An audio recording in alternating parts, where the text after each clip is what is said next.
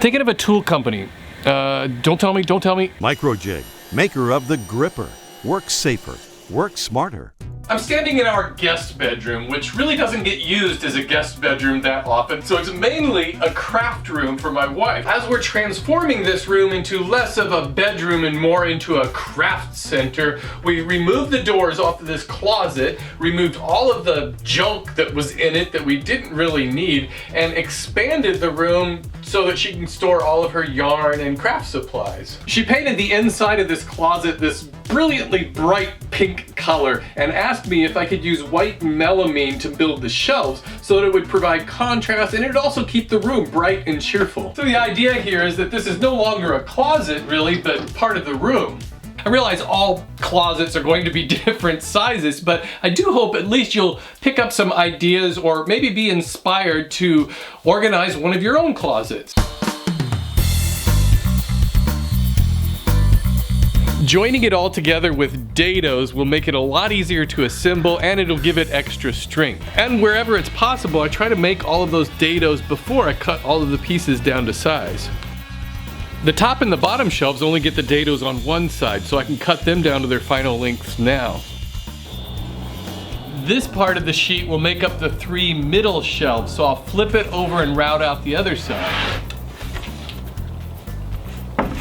And really this is just a matter of taking careful measurements and setting up a fence that I can run my router along to cut those 3/4 inch dados.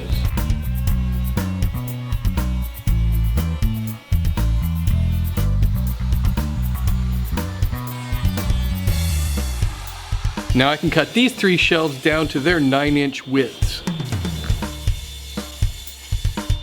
And finally, with all those dados cut, I can now cut out all the small shelves and dividers that don't need any dados.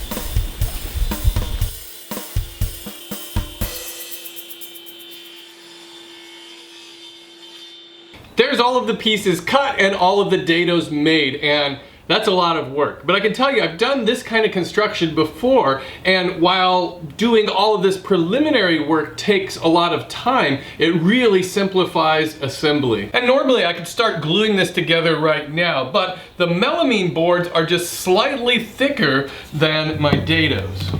So wherever that's going to join together, I need to remove that thin white laminate, just like I did on this test piece. You have to remove that anyway to get the glue to stick. I put my router back in my table and I put a straight bit in it, and I raised it up just a hair above the top of the table. Now it'll drop easily into that slot. I can iron on this melamine edge banding to all of the visible edges. I'm going to start to assemble it using glue and brad nails through the sides that won't be visible.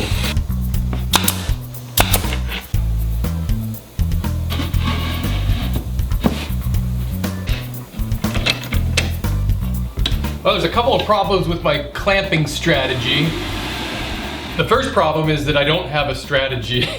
The second problem is that this is wider than my workbench. So I think since this is clamped up, I'm gonna try to put this side on. Maybe I'll see if I can flip it up and clamp the other side. We'll see how it goes.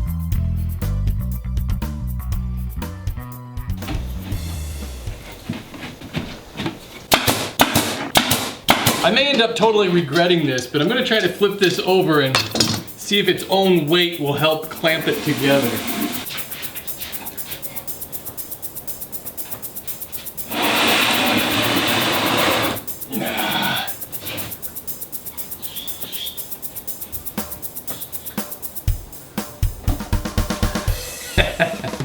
Well, a couple of spot checks and it's pretty much dead on square. By checking the diagonals, I can tell that I'm about 1/8 to 1/4 inch off, and that is close enough for me. Once in a while, things just work out in your favor.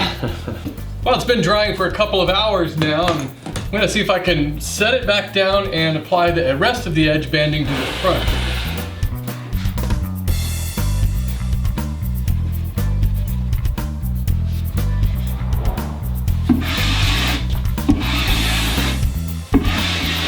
Okay, I got that big unit put up in the closet. Now it clears out some room. I can assemble these side shelves.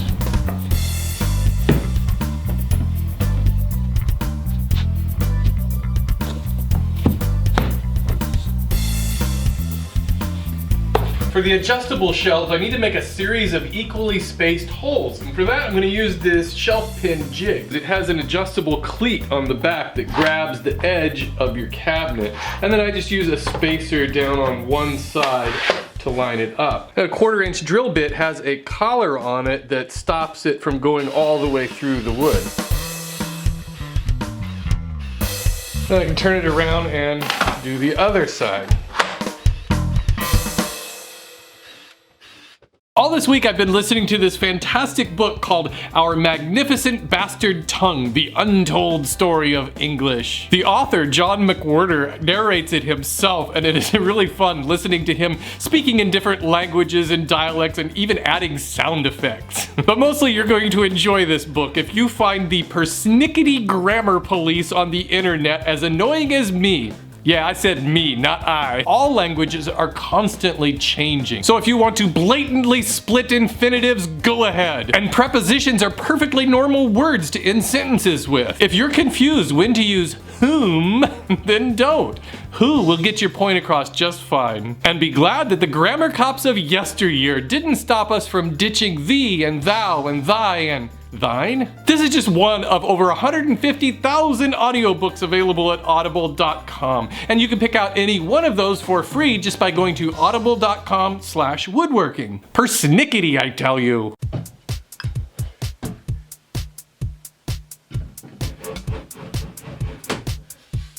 This is a tight fit.